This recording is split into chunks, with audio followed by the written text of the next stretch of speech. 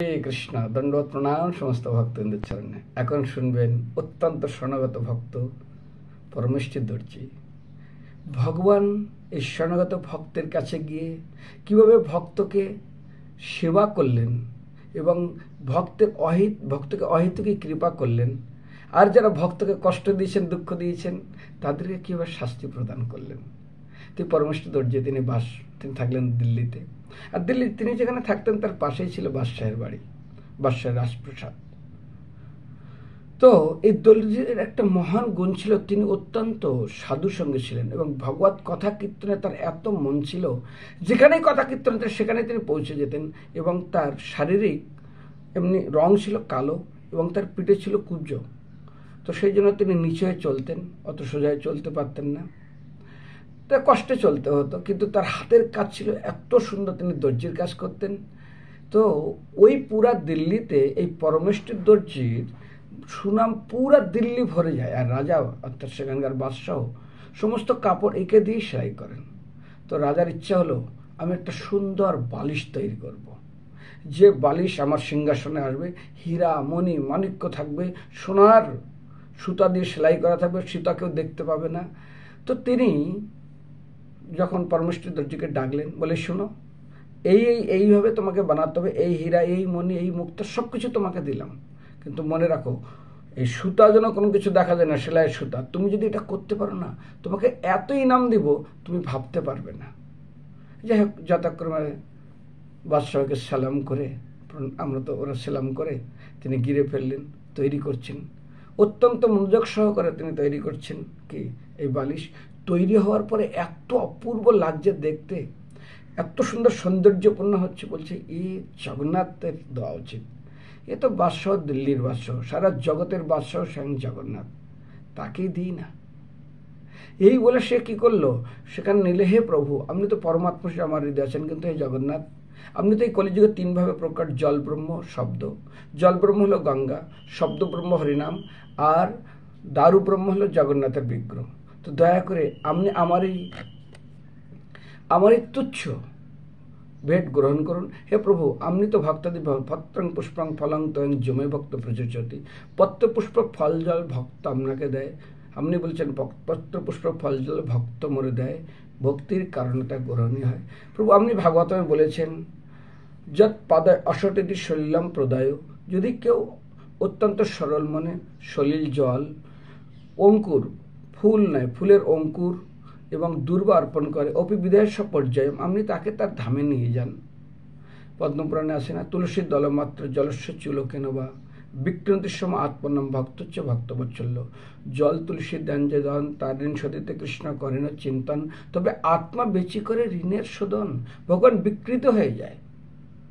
তো এইভাবে ভগবানকে প্রার্থনা করতে হঠাৎ দেখে বালিশটা গায়েব হয়ে গেছে। আরে, অর্থাৎ জগন্নাথ তিনি নিয়ে নিয়েছেন। তিনি আনন্দে আত্মরা হয়ে অত্যন্ত জয় জগন্নাথ বলে আনন্দ নৃত্য করছেন এবং আনন্দে তিনি মাতোয়ারা হয়ে গেছেন ভাগ্যচক্রে ওই কীর্তনের সময়। এদিকে বাদশাহ পাঠিয়েছে, যাও তো দর্জিকে বলো, আর কতদিন লাগাবে আমার এই বালিশ তৈরি করতে। এসে বলছে, রাজা আপনাকে ডাকছেন। বালিশ কোথায়? বালিশ জগন্নাথ নিয়েছে। জগন্নাথকে? আমাদের ভগবান। কোথায় থাকে? পুরীতে থাকে, উড়িষ্যায়। বলছে, ঠক, তুমি পুরীতে, এখান থেকে বালিশ পুরীতে চলে গেছে, তুমি এমনি চলতে পারো না বলে রাজার প্রহরীরা এসে তাকে ধরে নিয়ে চলে গেছে। রাজা বলছে, রাজামশাই, এই ব্যক্তি এই বালিশ কি করেছে দেখুন, হয়তো বিক্রি করে দিয়েছে। বলছে, জগন্নাথ নিচে ওদের খোদা, ওদের আল্লাহ। কোথায় থাকে? না জগন্নাথ পুরীতে। বলে, মিথ্যা। বলে, এমন রেগেছে, এমন শাস্তি দেবো না তুমি সারা জীবনে মনে রাখবে। এই ওকে অন্ধকুটিতে ঢেলে দে, না খাইয়ে ওকে মেরে দে। আমার সঙ্গে এইভাবে তিনি মিথ্যা কথা বলছে, আমাকে চিটিং করছে। এই শব্দ শোনার পরেও বুক কেঁপে উঠছে, হে ভগবান, এ কি হলো?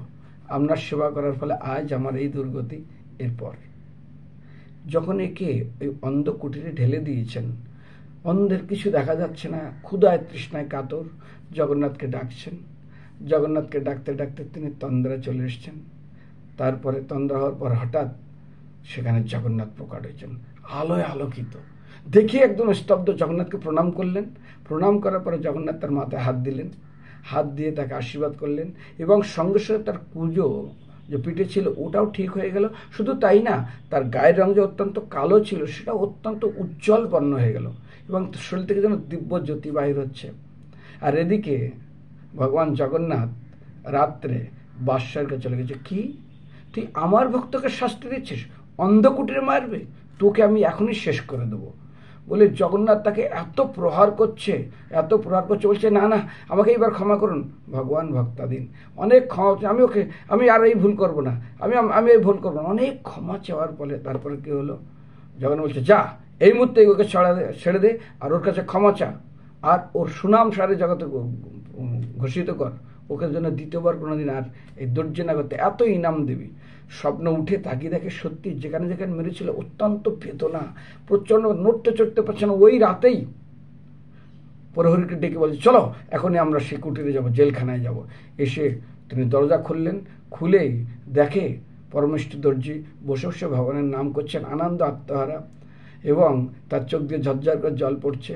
বলে গিয়ে পরমেষ্ঠ দর্জি চরণে প্রণাম করলে বাদশাহ, তার মুকুট খুলে নিয়ে তার চরণ দিয়ে বলে, রে আপনি তো বাদশাহের সেবা করেছেন, আজ ভগবানের আপনার কৃপায় আমি আপনার খোদার দর্শন পেলাম, আপনার অশেষ, আজ যদি আপনাকে এই পরিস্থিতি না করতাম আমি আপনার খোদার দর্শন পেতাম না।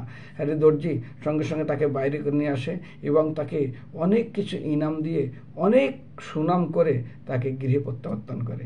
তো আপনি যদি শরণাগত হন, কৃষ্ণ আপনাকে অবশ্যই রক্ষা করবেন। তারপর দর্জি তার জীবন অবসান হয়, স্বয়ং ভগবানের কাছে তিনি চলে যান।